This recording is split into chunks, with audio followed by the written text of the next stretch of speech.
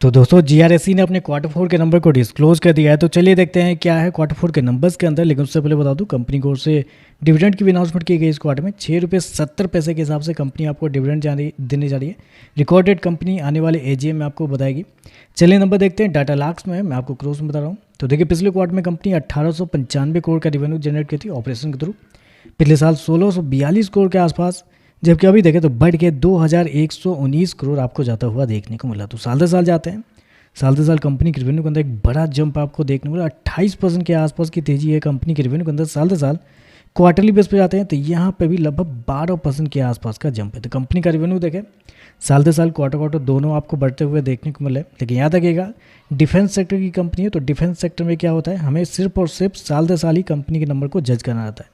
तो साल दर साल देखें तो 28% के आसपास का जंप आपको देखने को मिला। जबकि मार्केट मान के चला था कि ये जो क्वार्टर है कंपनी के लिए कमजोर क्वार्टर आपको साबित होता हुआ देखने को मिल सकता है, क्योंकि मार्केट का जो अनुमान था वो था लगभग 1520 करोड़ से लेकर 1600 करोड़ के आसपास। मार्केट का अनुमान था कि इसके अराउंड कंपनी के रेवेन्यू आपको आते हुए देखने को मिल सकते हैं। थोड़ी बहुत गिरावट हो सकती है कंपनी के रेवेन्यू के अंदर, ऐसा मार्केट का माना था।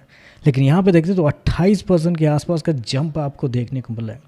तो रेवेन्यू तो बहुत शानदार कंपनी है इस क्वार्टर में दिया है। खर्चे की बात करते हैं, पिछले क्वार्टर में 1739 करोड़ खर्च किए थे, पिछले साल 1432 करोड़। अभी देखें तो कंपनी खर्चे 1779 करोड़ आपको जाता हुआ देखने को मिला। तो खर्चे भी देखते हैं, खर्चे भी आपको नॉर्मल ही आपको देखने को मिल रहे हैं।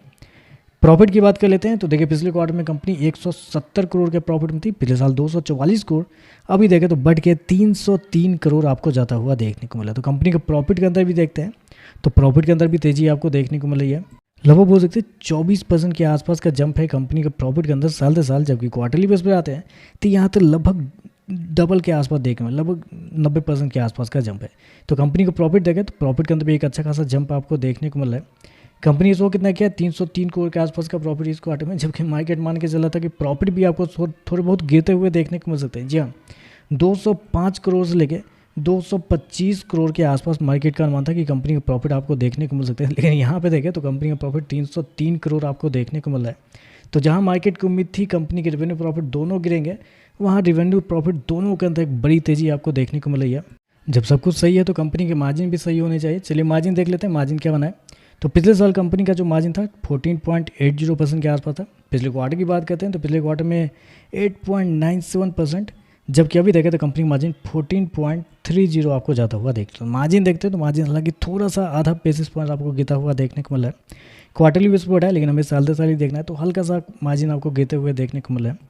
ईपीएस की बात करते हैं तो देखिए पिछले क्वार्टर में 15 रुपये के आसपास, पिछले साल 21 रुपये के आसपास। अभी देखें तो बढ़ के 26 रुपये आपको जाता हुआ देखने को मिला। तो ओवरऑल अगर देखा जाए नंबर बहुत ही अच्छे आपको देखने को मिले। जहाँ उम्मीद थी खराब नंबर की, वहाँ पे एक बहुत ही शानदार नंबर आपको देखने को मिला है।